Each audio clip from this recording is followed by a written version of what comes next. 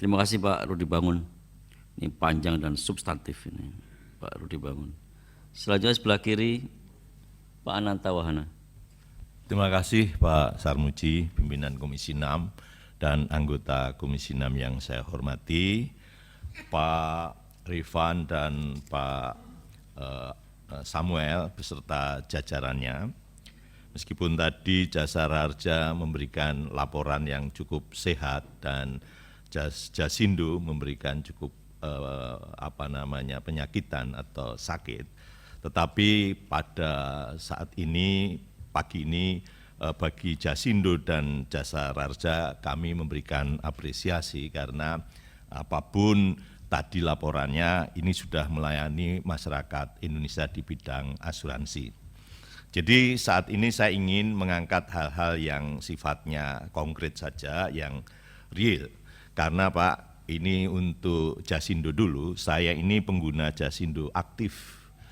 Tiap hari saya harus minum obat itu 33 butir, jadi sekali pagi 11, siang 11, kemudian malam 11. Dan dalam 1 bulan itu harus kontrol ke rumah sakit, 4 rumah sakit terkemuka di Jakarta ini. Nah, saya ingin sampaikan yang pertama ini persoalan. Saya pernah terpaksa dioperasi Pak di bulan Oktober, kebetulan operasinya di hari besar keagamaan. Karena itu maka oleh rumah sakit saya dikenai biaya overtime tenaga medis gitu kan, tenaga medis. Kemudian saya memang lapor kepada Jasindo dan itu bisa diselesaikan dengan baik. Karena memang saya tidak bisa memilih sakit di hari apa, kemudian di mana itu kan saya tidak bisa memilih. Nah, sehingga hari ini saya perlu, karena belum sempat Pak, saya perlu mengucapkan terima kasih karena penghubung Jasindo dengan rumah sakit itu kalau boleh disebut namanya, mungkin namanya Alek gitu, saya merasa itu cukup bagus.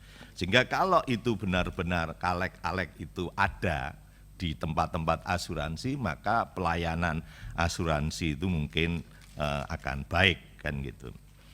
Ini kemudian yang berikutnya Pak, saya ingin sampaikan juga mengenai kasus ini, misalnya kita ada kunjungan kerja ke luar negeri Pak. Kemudian kami sakit, tiba-tiba sakit juga, itu berobat bisa diklaim. Tetapi kalau kebetulan kita misalnya kita ada satu kasus gitu, saya pernah juga kena kasus, saya ke Singapura dekat seperti itu, atau ke Malaysia, kemudian tiba-tiba jatuh sakit. Karena tadi Bapak saya sampaikan, saya ini memang penyakitan, obatnya aja 33. Berobat itu tidak bisa diklaim, kan gitu, nggak bisa diklaim. Jadi gini, nah ini yang perlu saya sampaikan, ini kira-kira kenapa ini kan seperti itu kan. Memang kita tidak ada kesengajaan dan tidak kemudian kepingin berobat ke luar negeri, tidak kan gitu. Hanya ini sebetulnya terjadi kecelakaan yang tidak diinginkan. Ini yang kedua Pak. Nah kemudian ini juga sebetulnya yang dikeluhkan, karena saya juga termasuk pensiunan Pak. Saya juga pensiunan DPR yang kemudian masuk di DPR lagi kan gitu. Bagi pensiunan DPR itu justru ketika sudah pensiun kan rentan penyakit Pak. Tetapi ketika dia mengajukan sebagai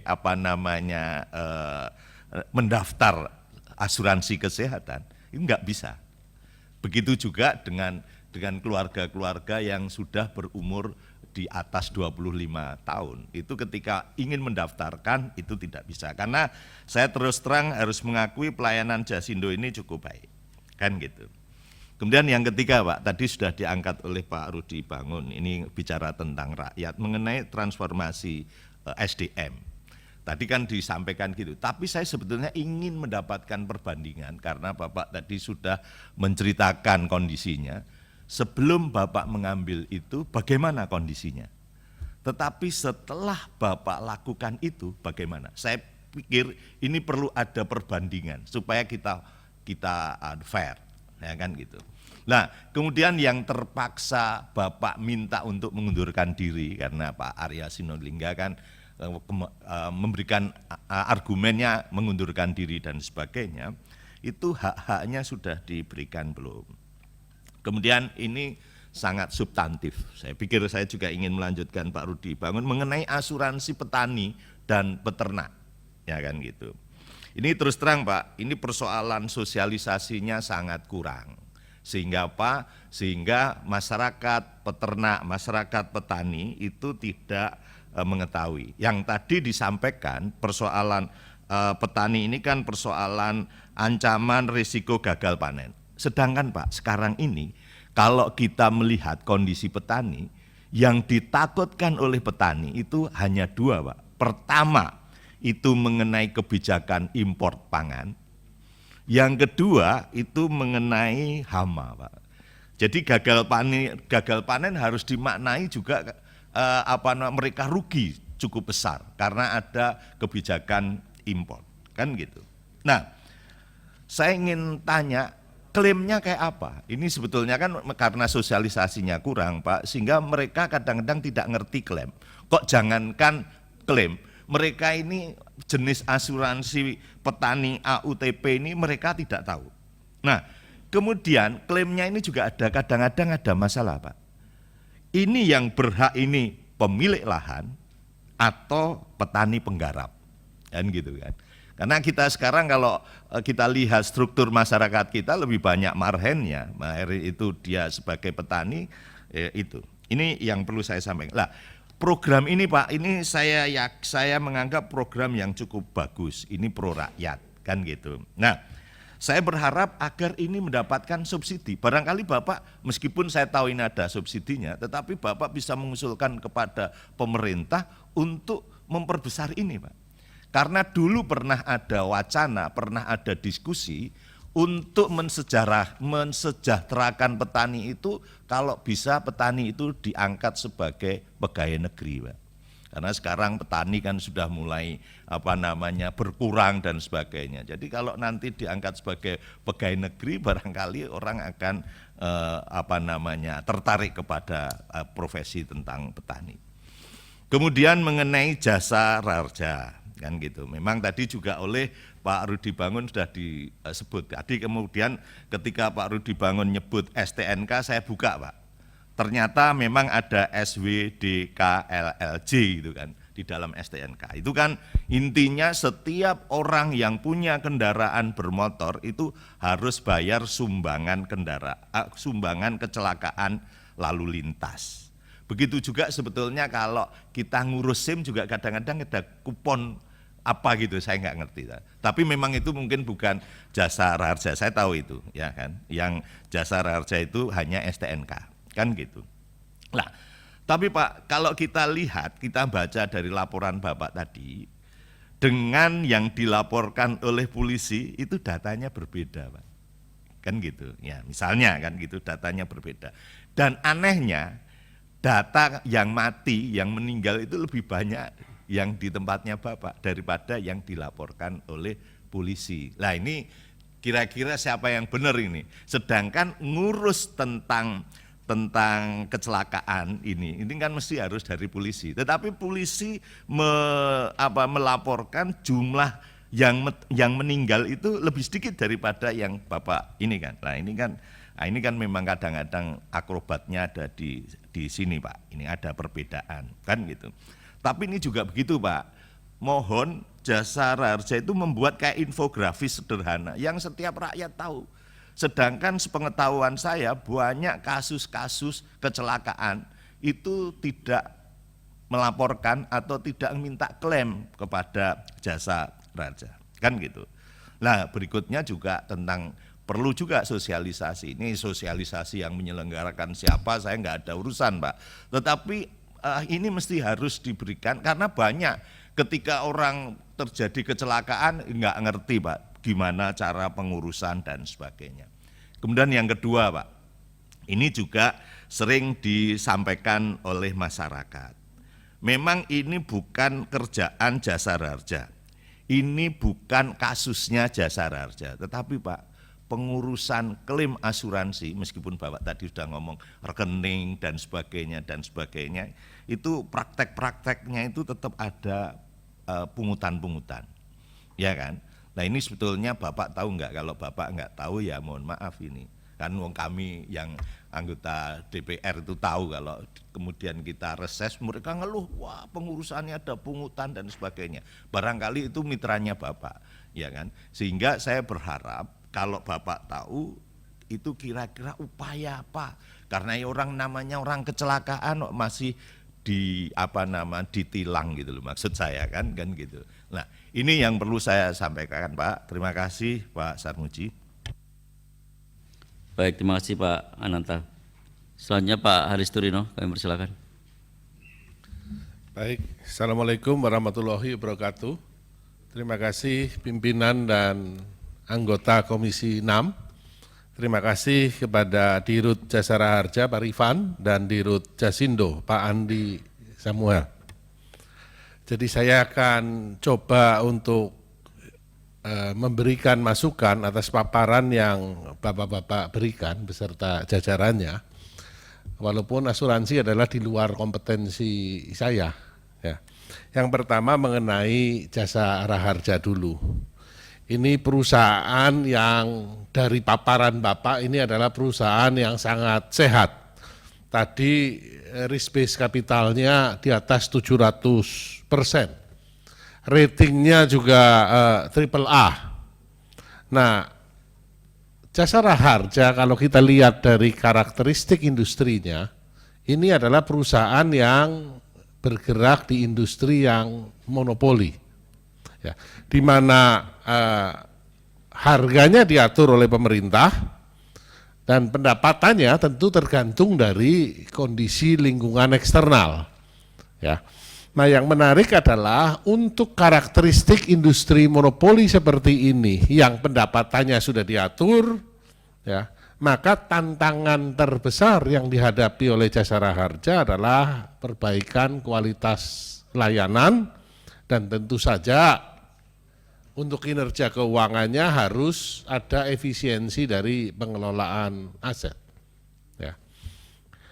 Dari sisi kualitas layanan, tadi dipaparkan bagus sekali. Jasa Raharja sudah melakukan perbaikan yang sangat intensif tentang kualitas SDM dan transformasi digital. Ya, hasilnya terlihat bahwa santunan untuk orang meninggal yang tadinya 1 minggu, sekarang bisa rata-rata 1 hari 6 jam. Ini satu prestasi yang harus diapresiasi. Nah, kalau dari kelolaan aset, ya, saya melihat kelolaan asetnya boleh dikatakan tergolong moderat, ya. Data Bapak mengatakan bahwa investasi pada aset berisiko itu sudah sesuai dengan patokan. Ya. Contohnya investasi pada saham hanya sebesar 6%, reksadana 5,55, reksadana saham maksud saya, pasar uang di 4,36, dan portofolio terbesar ada pada deposito di 12,6%, obligasi di 22,2%, dan reksadana surat utang di 26,2%. Ini menurut saya aman, ya, dan menghasilkan yield sebesar 827,4 miliar, ya, dan ini meningkat sebesar 17% dibandingkan dengan tahun sebelumnya. Rasanya dari 2 hal utama tadi, yaitu perbaikan kualitas layanan dan efisiensi pengelolaan aset, saya harus memberikan apresiasi kepada Jasa Raharja. Nah, yang menarik adalah kalau kita menganalisa turun ke anak perusahaan, yaitu Jasa Raharja Putra. Nah, Jasa Raharja Putra ini bisnisnya keluar dari kompetensinya. Selama ini kan kompetensi Bapak bukan dicari nasabah, ya, karena monopoli sudah given dari pemerintah. Untuk Jasa Raharja Putra ini keluar dari lingkup monopoli, sehingga Bapak perlu kapabilitas baru untuk bersaing. Ya. Dan yang menarik adalah pangsa pasarnya masih sangat kecil, Pak. Ya, hanya 1,5% dari total premi bruto dari dunia asuransi. Peringkatnya tadi dikatakan peringkat ke-25 ya. Dan tahun 2021 lumayan memberikan kontribusi 15,4% terhadap korporat, tetapi laba bersihnya hanya berkontribusi 4,32% terhadap total laba korporat. Ya. Nah, yang harus dicermati adalah nilai investasinya menurun tajam, Pak. Tadi Bapak paparkan mengalami penurunan 21,67%, ya, dan penurunan nilai investasi ini terjadi pada reksadana, ya, yang proporsinya lumayan besar. Kelihatannya Bapak lebih agresif, lebih berani melakukan agresif di Jasara Harja Putra dibandingkan kelolaan aset pada induknya. Ya. Nah, premi brutonya juga turun cukup drastis di 2022 sebesar 34,1%, sementara premi ini mengakibatkan terjadinya loss ratio 67%. Ini jadi PR yang besar, Pak. Karena ini di atas rata-rata industri asuransi. Kalau ini tidak ditangani dengan benar, maka akan membahayakan nanti induknya. Ya. Kemudian sebenarnya Pak, untuk Jasara Harja Putra ini, kekuatan utamanya itu di mana Pak? Core kompetensinya di mana? Atau produk atau lini bisnis apa yang memang diyakini akan memberikan keuntungan lebih bagi Jasara Harja Putra. Ini yang roadmap-nya perlu disusun, Pak, untuk sustainability of the business ke depannya, Pak. Baik, kita akan masuk ke perusahaan yang kedua, yaitu Jasindo. Nah, tadi Bapak sudah memaparkan perusahaan ini masuk dalam status pengawasan khusus. Ya. Nah, kalau kita lihat Pak, tadi dari laporan keuangan Bapak, laba bersihnya masih positif 287 miliar dan asetnya mengalami peningkatan dari 13,9 menjadi 16,2 di 2022. Ya. Nah, tadi Bapak memaparkan bahwa RBC yang negatif pada 2020 dan 2021 disebabkan karena kekurangan pencadangan sebesar 2,6 triliun pada salah satu lini bisnis. Ya. Mungkin bisa lebih terbuka Pak, lini bisnis apa, dan apakah sekarang Bapak masih di sana? Apakah lini bisnis ini masih terus-menerus menggerogoti keuangan Jasindo? Karena ini akan berbahaya, Pak. Dan mohon maaf untuk Jasindo, kalau kita membuka Google, ya, dan kita klik dengan kata kunci kasus di Jasindo, kelihatannya berturut-turut banyak sekali kasus yang melibatkan Jasindo di zaman jahiliyah memang Pak. Ya. Zaman sebelum Bapak, sampai bahkan melibatkan ke direktur utama dan direksi-direksi yang lain. Maka kami di Komisi 6 harapannya Pak, bahwa ini tidak terjadi lagi di zaman kepemimpinan Bapak Andi Samuel. Ya. Nah, tadi Bapak mengatakan untuk memenuhi solvabilitas, di mana prognosa Bapak akhir 2022 akan mencapai sehat, yaitu di atas 120% RBC-nya. Karena minimum syaratnya adalah 120%. Ya. Dari tahun 2020 minus 77, 2021 minus 84, as of September ini masih minus 10, dan saat ini sudah positif, kira-kira RBC di positif 60%. Ya. Dari titik sekarang sampai kita merayakan tahun baru, itu hanya 3 minggu lagi, Pak. Mohon dielaborasi, how can it be, hanya dalam 3 minggu Bapak mampu menaikkan dari 60 ke 128. Ya. Apa yang akan Bapak lakukan?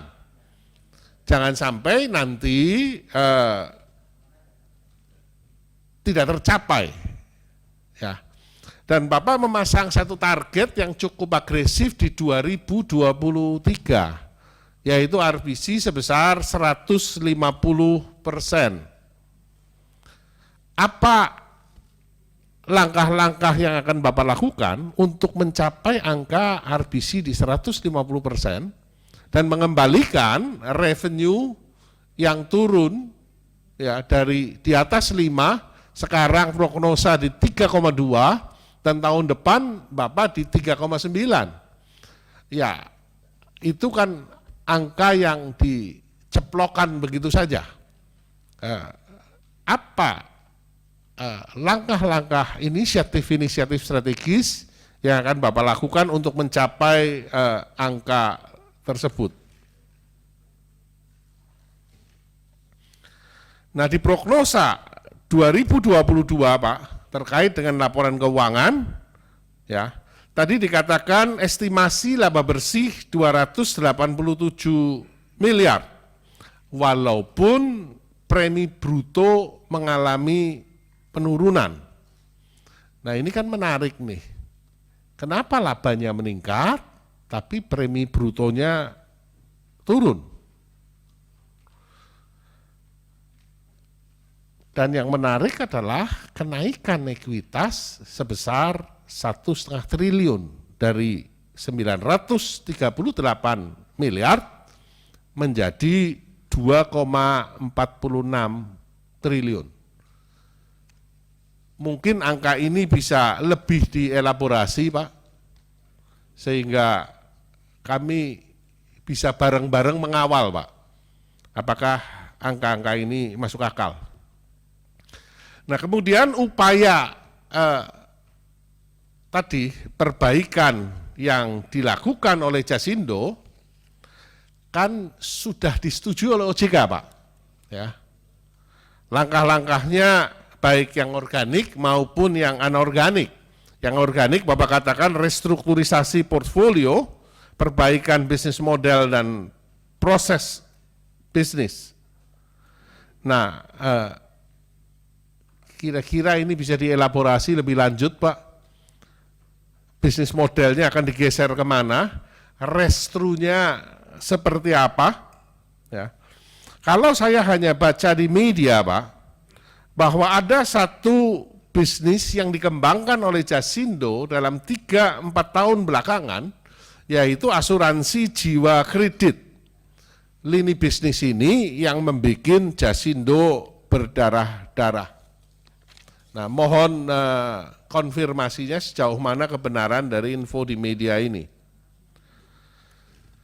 Nah, kalau kita lihat, Pak, di BUMN ini menarik, Pak, bahwa banyak BUMN lini bisnis utamanya tidak menghasilkan laba yang memadai, bahkan beberapa mengalami kerugian.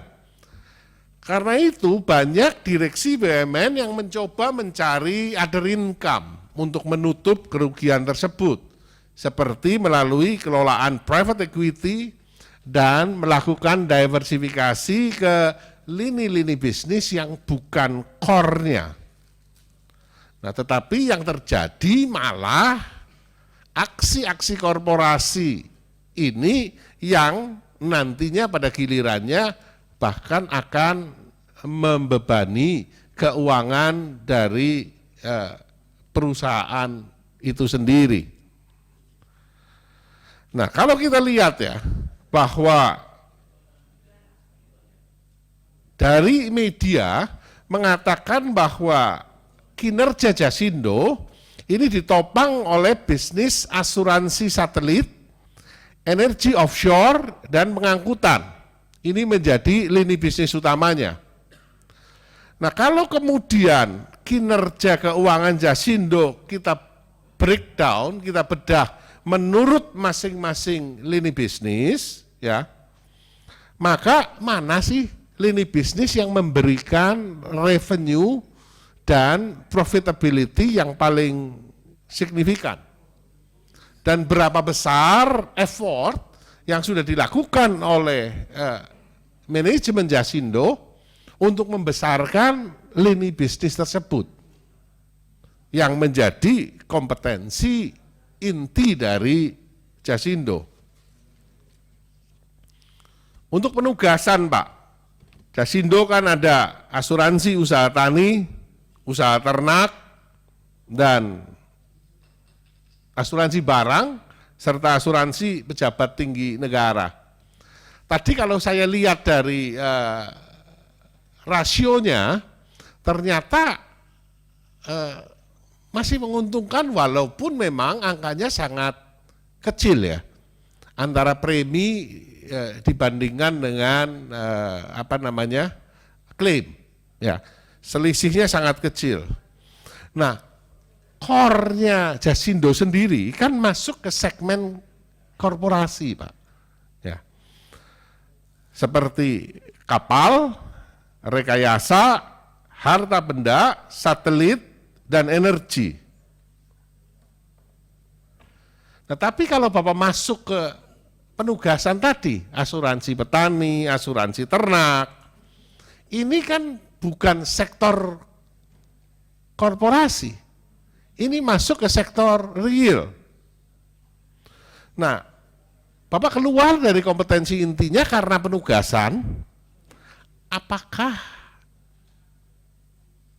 mendapatkan dukungan dari pemerintah? Ya. Dan apakah lini ini akan dibesarkan? Bahwa melindungi petani, melindungi peternak ini adalah hal yang mulia, saya sepakat. Tetapi sejauh mana dukungan dari pemerintah kepada Jasindo terhadap penugasan ini? Sehingga Bapak bisa mempertanggungjawabkan kinerja keuangan Jasindo secara lebih baik. Terima kasih. Assalamualaikum warahmatullahi wabarakatuh. Waalaikumsalam. Terima kasih Pak Haris. Selanjutnya Ibu Nevi dari PKS. Terima kasih pimpinan dan anggota Dewan Komisi 6 yang kami hormati dari Jasindo dan Jasara Harja. Yang pertama dari asuransi Jasara Harja, memang kami mengapresiasi untuk penilaian AAA 3 kali A atas tingkat kesehatan keuangan. Untuk itu prestasi ini tetap bisa dipertahankan untuk tahun yang mendatang. Itu yang pertama, Pak. Yang kedua adalah dalam proses pembayaran beban klaim kepada masyarakat, kendala apa yang sering dihadapi oleh perusahaan sehingga proses pencairan klaim menjadi lebih lambat atau tidak bisa dilakukan. Ya, tadi sudah Bapak sampaikan, prosesnya itu mungkin hanya tidak sampai setengah jam, tapi dalam pembayaran klaim masyarakat tetap dirasakan masyarakat tuh ada saja dari asuransi yang mengatakan bahwa akhirnya tidak dibayar ya klaim tersebut. Nah, ini kita ingin tahu kendala apa yang sering Bapak hadapi sehingga masyarakat jadi tahu. Bagaimana yang ketiga, bagaimana perusahaan mengantisipasi klaim yang dalam penuntutannya ternyata tidak sesuai dengan kondisi di lapangan. Atau bagaimana perusahaan mengantisipasi adanya klaim yang sebenarnya itu adalah palsu, hanya ada keinginan mendapatkan dana dari perusahaan dengan cara yang ilegal. Nah, ini kita juga ingin tanyakan. Yang terakhir buat Jasara Harja, bagaimana program dilakukan oleh Jasara Harja untuk mengantisipasi atau usaha untuk mengurangi terjadinya kecelakaan bagi pengguna angkutan transportasi umum, misal lonjakan pengguna jalan saat liburan dan menjelang mudik lebaran. Nah, ini bagaimana peran Jasara Harja untuk mengantisipasi dalam peak season istilah kami ya. Lalu terus untuk Jasindo, Pak, terkait asuransi gagal panen, tentu ini menjadi hal baik karena harusnya bisa memberikan rasa aman kepada petani tanpa merasa khawatir agar gagal panen. Namun, wilayah Indonesia sering terjadi bencana terutama musim hujan dan juga serangan hama. Bagaimana progres laporan klaim oleh petani sejak program ini diluncurkan? Tadi Bapak sudah sampaikan, tapi kami ingin lebih detail, seperti apa bentuk validasi data dan fakta yang terjadi di lapangan oleh Jasindo. Begitupun dengan Jasara Harja. Bagaimana perusahaan yang mengantisipasi klaim yang dalam penuntutannya ternyata tidak sesuai dengan kondisi di lapangan, atau bagaimana perusahaan mengantisipasi adanya klaim yang sebenarnya itu adalah palsu hanya karena ada keinginan mendapatkan dana dari perusahaan dengan cara yang ilegal. Ya, baik Jasara Harja maupun Jasindo harus sampaikan bagaimana caranya dari klaim-klaim palsu. Lalu terus yang selanjutnya buat Jasara Harja dan juga Jasindo, sudah banyak kita lihat lembaga-lembaga asuransi yang korup dengan berbagai cara dan nilai kerugian yang tidak kecil. Dari sistem yang diterapkan oleh Jasindo dan Jasara Harja, bagaimana memastikan bahwa tidak ada celah korupsi atau penyelewengan dana dari produk-produk yang Bapak Ibu hasilkan. Terakhir, yang selanjutnya, bagaimana penilaian masyarakat, khususnya petani mengenai asuransi gagal panen, seperti apa bentuk edukasi untuk membangun kepercayaan petani. Terus untuk meminimalisir gagal panen, terutama oleh hama, apa yang upaya dilakukan Jasindo dengan pihak terkait, seperti Kementan atau pihak kampus berbasis pertanian, terlebih saat ini teknologi terus berkembang dan mutakhir. Itu saja pimpinan, terima kasih. Terima kasih Bu Nevi. Selanjutnya yang terhormat Muhammad Husain Fadluwah dari Gerindra ya. Insya Allah Gerindra Pak. Masih tetap kan? Masih. Terima kasih. Terima kasih Pak Wakil Ketua Komisi Pimpinan Rapat Pak Sarmuzi yang saya hormati, teman-teman anggota Komisi 6 yang saya hormati, Dirut Jasara Harja, Dirut Jasindo beserta jajaran yang telah hadir pada pagi siang hari ini. Tadi sudah disebutkan banyak Pak, sebetulnya saya ingin hanya menambahkan sedikit-sedikit saja bahwa kita tahu by data di media juga sudah sering disebutkan bahwa kepatuhan masyarakat ini untuk mempunyai asuransi ini bisa dibilang belum begitu cukup baik ya. Nah, di satu hal kita tahu bahwa Jasara Harja ini sudah memiliki captive market di mana Jasara Harja ini tinggal tadi Pak Rudi katakan ya, tinggal diam, tinggal menunggu customer ataupun calon pelanggan lah yang datang ya. Dan kita baca di sini bahwa kepatuhan masyarakat untuk membayar pajak kendaraan memang masih rendah, di mana hal ini tercermin dari data Kemendagri yang menjelaskan kalau pajak kendaraan bermotor dan bea balik nama kendaraan memiliki kontribusi yang besar terhadap pendapatan asli daerah pemerintah provinsi. Contohnya pada 2020 realisasi PKB dan BBNKB se-Indonesia tercatat mencapai 67,79 triliun atau 47,33% dari total PAD. Yang ingin saya tekankan lagi Pak, mungkin disebutkan juga oleh teman-teman untuk Jasara Harja khususnya, saya berharap Pak Bapak ini sudah sudah tidak perlu memikirkan lagi mengenai masalah marketnya, karena marketnya sudah captive dan monopolistik dan monopoli juga Pak. Jadi saya ingin menekankan bagaimana caranya supaya Jasara Harja ini bisa memberikan pelayanan yang lebih maksimal lagi. Saya juga menarik Pak yang saya baca tadi Bapak di sini mengatakan mengenai masalah transformasi digital kalau tidak salah. Di halaman berapa ya? 36 ya kalau nggak salah nih. 35 transformasi digital Jasara Harja. 35 di sini ada JR Center, ada platform ya Pak, nama JR-ku. Sebagai platform application JR-ku ini. Nah, saya yang mau saya tanyakan Pak, khususnya mengenai transformasi digital di Jasara Harja ini sudah ada berapa Pak pengguna JR-ku ini sebagai platform ini, aplikasi kan ya Pak ya, yang bisa di-download di handphone ya. Nah, saya mau tahu Pak, sudah berapa jumlah orang yang mendownload aplikasi ini dan sudah sejauh mana ini aplikasi bisa betul-betul membantu kinerja daripada PT Jasara Harja.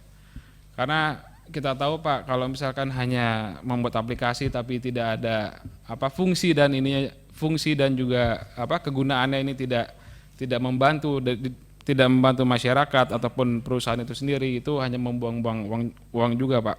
Lebih baik digunakan untuk investasi yang lain Pak. Lalu ini juga mengenai JRQ dan juga red spot, ini bisa dijelaskan lebih lanjut lagi seperti apa maksudnya dan apakah ini ada biaya investasi yang akan dikeluarkan, karena ini kan saya baca ini ada bekerja sama dengan Google ya, betul ya Pak? Nah ini seperti apa Pak? Nanti ke depan akan seperti apa, karena ini juga merupakan salah satu contoh mungkin perbaikan layanan yang bisa diberikan oleh PT Jasara Harja terhadap para penggunanya. Lalu ke Jasindo, mungkin pertama yang perlu kita apresiasi bahwa PT Jasindo juga di sini yang ingin saya highlight, mendukung ataupun ditugaskan program pemerintah terutama mengenai ketahanan pangan. Di sini ada asuransi untuk usaha ternak dan juga asuransi untuk usaha tani padi. Saya berharap ini betul-betul bisa dilaksanakan dengan baik karena ini betul-betul berhubungan dengan masyarakat kecil Pak, para peternak, para petani ya, ini sangat penting. Mengenai RBC yang memang negatif tadi sudah banyak dikatakan oleh teman-teman dan juga di halaman 11 Bapak sudah memaparkan dengan secara garis besarnya seperti apa, namun Bapak juga tadi menyebutkan, saya ingat mengenai fundamental Pak. Saya ini Pak pimpinan rapat kita dalam rapat ini selalu teman-teman di BUMN ini, beberapa BUMN ini salah satu program kerja atau visi misinya adalah fundamental Pak. Nah, saya ingin menanyakan kepada Bapak PT Jasindo, yang dimaksud dengan Bapak akan fix the fundamental atau memperbaiki fundamental. Ini fundamental apa Pak yang sebetulnya harus betul-betul diperbaiki di dalam tubuh Jasindo itu sendiri Pak? Apakah Bapak sudah menemukan fundamentalnya itu, yang bermasalahnya itu yang di mana Pak, di bagian mana? Nah Bapak bisa jelaskan kepada kami Pak, karena ini betul-betul Jasindo ini butuh percepatan perbaikan ya, berakselerasi dengan lebih cepat lagi demi mencapai target-target di tahun-tahun mendatang Pak. Ini Bapak jelaskan kepada kami mengenai fundamental apa yang rusak ataupun fundamental apa yang belum terbangun Pak di PT Jasindo itu. Mungkin itu saja pimpinan, terima kasih. Wassalamualaikum warahmatullahi wabarakatuh. Waalaikumsalam warahmatullahi wabarakatuh. Selanjutnya Pak Herman Hairon. Namanya udah tertulis di Lauful Mahfud ini. Takdir dong kalau gitu. Terima kasih Pak Sarmuji, seluruh anggota Komisi 6 yang saya hormati. Para direksi baik dari Jasara Harja maupun dari Jasindo. Pak Dirut, tentu saya memberikan apresiasi terhadap kinerja yang tadi disampaikan, meski terdistorsi dalam 2 tahun terakhir ini yang juga berakibat terhadap laba bersih turun gitu ya. Namun tadi liability-nya saya kira juga bagus, bisa ditekan lebih rendah. Namun demikian saya secara umum menilai bahwa memang paling enak seperti yang tadi Bung Rudi sampaikan, bahwa asuransi Jasara Harja ini paling enak karena otomatis bayar, preminya jalan terus, mengalir terus preminya sepanjang bahwa regulasinya menunjang. Bahkan kalau mau meningkatkan pendapatan gampang, tinggal regulasinya tambah lagi, preminya naikin lagi melalui regulasi, pasti akan meningkat. Begitu ya Pak? Nah memang menurut saya ya semestinya BUMN yang tentu bisa memanfaatkan regulasi ini bisa tumbuh. Dan yang saya maksud bisa tumbuh, bagaimana Jasara Harja bisa melakukan diversifikasi usahanya. Jadi jangan kemudian juga terpaku kepada usaha-usaha yang ini menjadi pohon utamanya gitu. Pohon utamanya adalah bagaimana mendapatkan premi dan keuntungan dari setiap pemilik kendaraan. Nah, yang kedua, dari sistem pelayanan saya kira sudah lebih bagus. Tadi saya coba sistemnya jalan, Pak, untuk memonitor itu. Dan kecepatan untuk bisa memberikan pelayanan menurut saya ini juga harus menjadi contoh, karena tadi bahwa preminya lebih mudah, lebih pasti, dan ini bisa menjamin masa depan Jasara Harja. Yang ketiga yang dalam pandangan saya penting mendapatkan perhatian adalah Jasara Harja bagaimana memberikan layanan yang lebih luas. Utamanya coba dipikirkan, kan Jasara Harja kalau kecelakaan tunggal kan tidak di cover. Betul ya Pak ya? Kan kecelakaan itu tidak diinginkan gitu loh. Sama-sama tidak diinginkan, mau tunggal mau ganda gitu loh. Atau ada penyebab dua pihak gitu. Nah ini kalau misalkan bus masuk jurang gitu, itu dapat nggak dari Jasara Harja? Karena umum, karena ada premi dari setiap penumpang umum. Kalau mobil pribadi masuk jurang, nggak ada. Nah itu maksud saya. Artinya bahwa rasa keadilan untuk bisa memberikan pertanggungan terhadap para pemilik polis semestinya berlaku sama. Apakah kecelakaan tunggal ataupun kecelakaan yang disebabkan oleh sebab dan akibat gitu. Oleh karena itu coba dipikirkan saja Pak Arifan ya, bagaimana juga mengcover ini. Jangan sampai orang tabrakan dua motor jeger, dua-duanya dapat asuransi. Tetapi begitu dia tergelincir, nabrak pohon, nggak di cover asuransinya. Padahal sama-sama mereka membayar premi, sama-sama mereka juga sebetulnya menjadi pendapatan di Jasara Harja. Tapi perlakuannya bisa berbeda. Nah ini yang sampai saat ini saya belum ketemu gitu loh. Mikirnya apa ini gitu loh. Ya. Ukuran juga bagi saya kalau asuransi risk based capital. Kalau tadi di atas 300%, 700, saya kira ini sudah sangat memadai. Tetapi lagi-lagi saya melihat industri asuransi ini apakah memang risk based capital itu di atas kertas atau memang uangnya ada gitu. Karena kan kasus Jiwasraya ketika belum terungkap terjadinya ras untuk mengambil investasinya pada waktu itu, kan tenang-tenang saja gitu. Tapi ketika kemudian ada sebab kemudian terjadinya ras, ini baru kelihatan bahwa memang di dalamnya tidak ada uangnya gitu. Ternyata uangnya juga dipergunakan oleh para pemain finansial yang nggak benar gitu. Dan tidak ada sistem yang prudence yang dikuatkan sehingga kebocorannya kemana-mana gitu. Dan bahkan saya percaya betul kalau mau ditelusuri kasus Jiwasraya itu akan kemana-mana itu, mengalirnya akan kemana-mana. Tapi ya sudahlah, hukum sudah menetapkan atau sudah memberikan ketetapan, sehingga dalam pandangan saya ya itulah kasus Jiwasraya. Tapi lagi-lagi dalam pemikiran saya, jangan-jangan ini hampir terjadi pada setiap perasuransian. Apalagi asuransi Jasara Harja yang ini dibangun oleh regulasi dengan pendapatan yang pasti, dan kemudian tadi masih banyak kesangsian dalam sistem investasinya, ini benar nggak gitu. Bahkan kalau bahasa sederhananya, duitnya ada nggak sih itu sebesar itu, gitu Pak Rifan. Di mana sih? Coba di sini di obligasi ada uangnya sekian, oke lah kalau obligasinya pemerintah pasti gitu ya. Tapi kalau misalkan ada di financial market gitu, ada nggak sih, benar nggak ini pertumbuhannya? Coba buktikan gitu kan. Terus kalau kemudian ada di satu lagi apa nih? Di saham ya, di saham tadi pasar keuangan, satunya lagi reksadana, ada nggak di reksadana? Coba tunjukkan itu. Nah ini maksud saya, ini untuk memberi jaminan kepada publik karena industri asuransi itu adalah industri kepercayaan. Jadi tanpa orang percaya terhadap asuransi, asuransi tidak akan pernah maju gitu.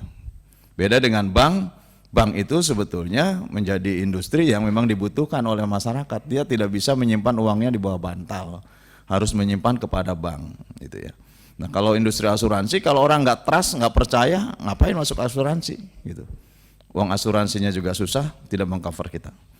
Tapi secara umum saya kira Jasara Harja baik menurut saya gitu ya. Kemudian Jasindo, Pak Dirut, memang ini yang harus ada treatment khusus menurut saya gitu ya. Bahkan kalau bisa Jasindo ini Pak Sarmuji mungkin harus diberikan PMN lah gitu ya, supaya darahnya ini HB-nya cukup gitu. Harus ada transfusi gitu. Karena pertama indikatornya jelas. Jasindo sebagai asuransi yang mengcover para pejabat bahkan gitu ya. Dan ini juga mengcover dari tingkat atas sampai tingkat bawah, sampai tingkat para petani. Tapi tidak diberi kepercayaan untuk menjadi asuransi yang mengcover COVID-19. Betul Pak ya?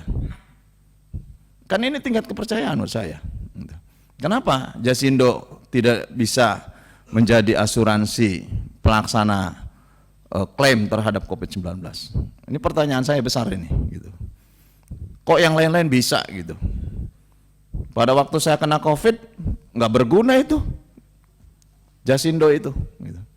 Untung staf Bapak baik-baik di sini, cepet tanggap gitu ya. Meskipun tidak di-cover oleh asuransi tapi diberikan jalan, dimudahkan, dicarikan rumah sakit gitu. Saudara Alek itu bagus menurut saya tuh. Tadi memuji, ada yang memuji juga anggota ya. Pak Nanta tadi saya dengar memuji juga. Ya saya harus memuji juga gitu. Anak ini baik gitu dalam melayani nasabah. Dan kadang-kadang juga begini Pak, coba pelayanan prima itu harus benar-benar dilakukan sehingga orang interest gitu loh. Orang minat gitu. Jangan sampai begitu kita mau nebus obat, terus argumentasinya banyak sekali. Oh ini kategorinya kosmetik, kategorinya ini. Jadi macam-macam gitu loh. Menurut saya layani aja dulu. Kalau ada hal yang kemudian ini dianggap tidak pas, ya tinggal dikomunikasikan dengan para pengguna gitu. Jangan kemudian kita dihambat dalam transaksi yang sebetulnya itu membutuhkan kecepatan gitu. Nah kalau tadi Jasara Harja bisa jemput bola, mempercepat dari golden time yang 30 menit menjadi 15 menit. Bahkan kalau sistemnya berjalan bisa lebih cepat, begitu kecelakaan masuk rumah sakit langsung dilayani, langsung kemudian ada petugas dengan sistem. Ya menurut saya Jasindo harus seperti itu gitu. Nah sepanjang bahwa tidak bisa melakukan seperti itu, ya tidak ada kepercayaan dan interest dari publik. Padahal Jasindo ini menjadi pelayan gitu, menjadi asuransi yang melayani berbagai produk yang ini bisa dilayani oleh Jasindo. Saya bangga terhadap Jasindo. Bahkan dulu pada waktu saya menggagas asuransi pertanian, itu saya penggagasnya Pak. Dengan Undang-Undang nomor 19 tahun 2013, kemudian melahirkan legitimasi untuk pelaksanaan asuransi jasa pertanian, itu saya Pak, ketua panjanya gitu. Dulu masih Pak Budi dirutnya.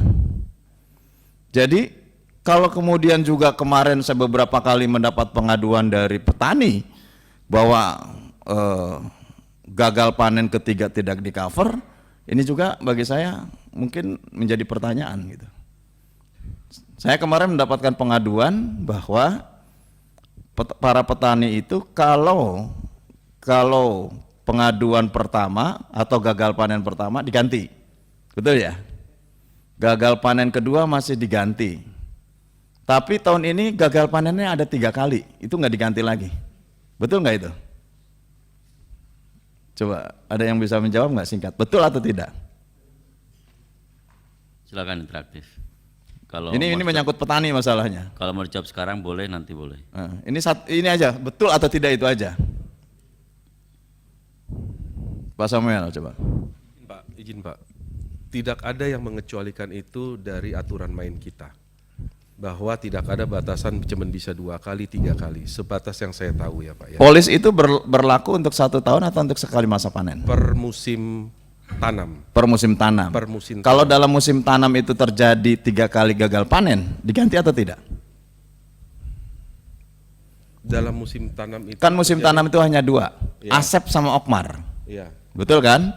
Nah, kalau asuransi itu dibayar premi untuk masa tanam Asep, dalam masa tanam Asep itu April September singkatannya. Okmar itu Oktober Maret gitu ya.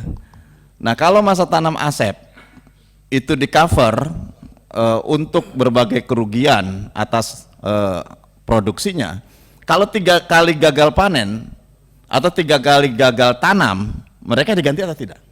Iya, makasih Pak. Jangka waktu kita 1 musim tanam dan harga pertanggungannya 6 juta per hektar. Betul. Itu Pak ya. Betul, tahu saya, tahu. Ya, jadi kalau ada klaim dalam 1 musim itu lebih dari sekali, mau izin cover nggak sih? Ya, boleh kolega Nggak saya apa-apa, langsung nggak jawab apa-apa, ya, Pak, silakan ya. siapa aja yang jawab boleh. Ini konstituennya Pak Sarmuji supaya juga tahu nanti. Bapak pimpinan dan Langsung aja, ya. Mohon izin bahwa memang kontrak kita itu Pak premi ya 180.000 dengan limit ganti rugi maksimum 6 juta rupiah Pak. 6 juta. Nah, Ya. jadi kalau misalnya klaimnya masih di bawah 6 juta itu masih bisa. Namun kalau 1 kali panen sudah mencapai 6 juta atau lebih, berikutnya tidak boleh Pak. Berarti bukan dijamin asuransi dalam 1 kali masa musim tanam, tetapi dalam 1 musim tanam dengan batas angka Dengan tersebut, batas kan 6 begitu. juta. Ya, benar. Kalau klaimnya 2 juta, ya berikutnya masih ada. Tapi kalau sudah melampaui 6 batas 6 juta, maka tidak diganti. Tidak diganti. Begitu ya? Benar Pak. Clear berarti. Clear, Pak. Ini yang menurut saya harus menjadi pengetahuan bersama. Jangan sampai kontrak mereka 1 musim, mereka menganggap bahwa para petani setiap gagal ini pasti akan mendapatkan pergantian ataupun klaim sebesar 6 juta pada setiap gagalnya. Karena setiap gagal pasti mereka akan mengambil klaim yang tertinggi 6 juta. Pasti itu. Nah, ini harus jelas sosialisasinya. Maka itu sosialisasi Jasindo juga terkait dengan asuransi pertanian ini harus jelas kepada masyarakat gitu.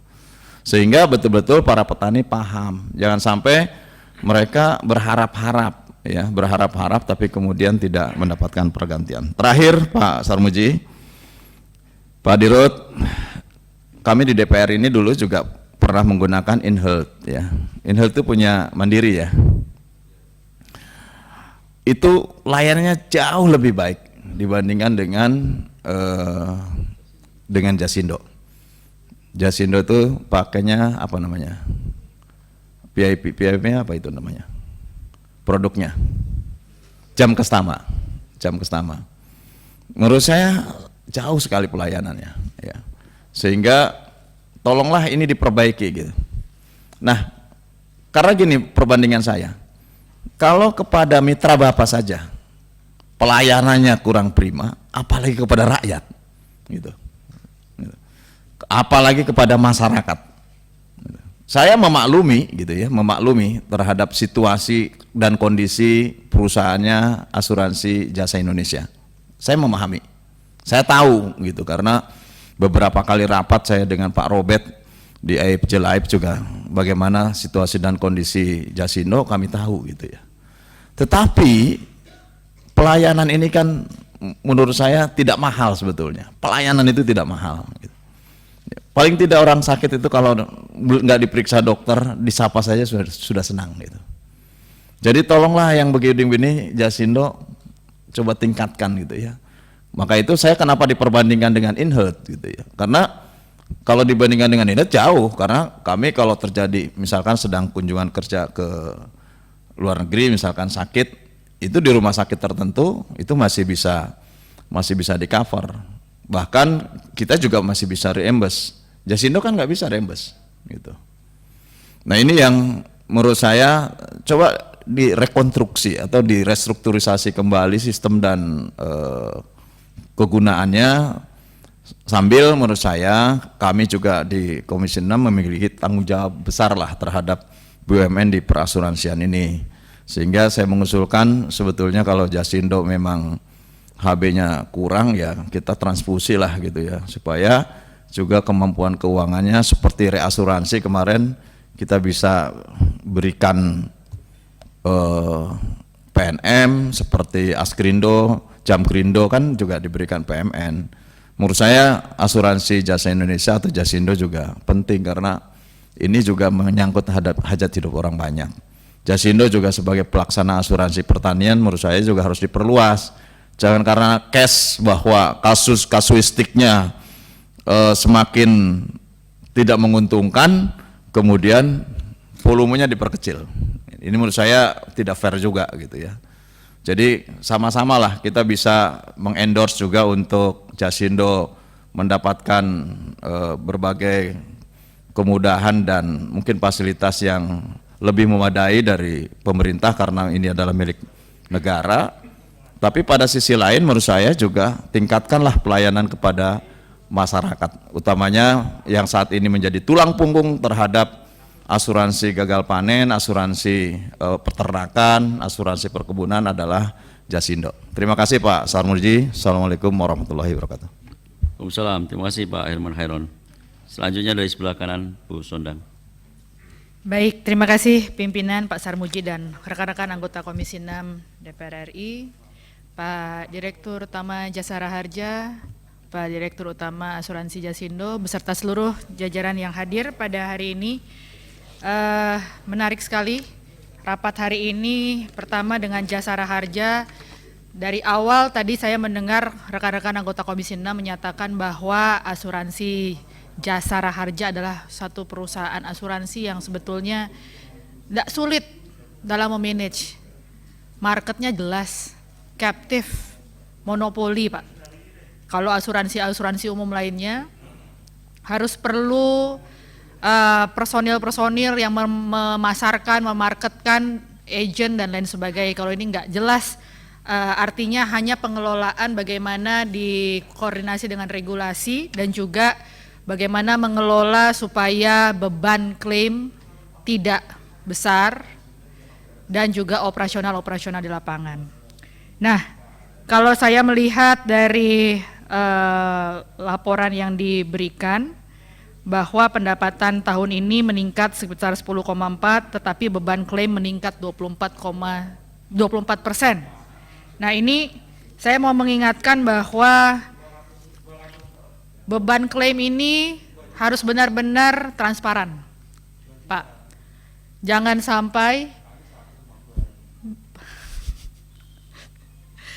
sampai artinya kita tahu bahwa pengelolaan BUMN ini adalah milik negara, milik rakyat. Jangan sampai ada hal-hal yang mengundang nanti apakah itu fiktif dan lain sebagainya. Seperti kemarin ada beberapa direktur BUMN yang mengadakan namanya proyek-proyek fiktif, Pak. Artinya ini tetap harus dilaporkan dan ini transparan. Supaya apa? Karena ya jelas laba setelah pajak itu adalah pendapatan dikurangi beban operasional dan termasuk juga dengan klaim. Nah, yang kemudian kedua, saya mau masuk kepada portofolio investasi. Di sini Bapak jelas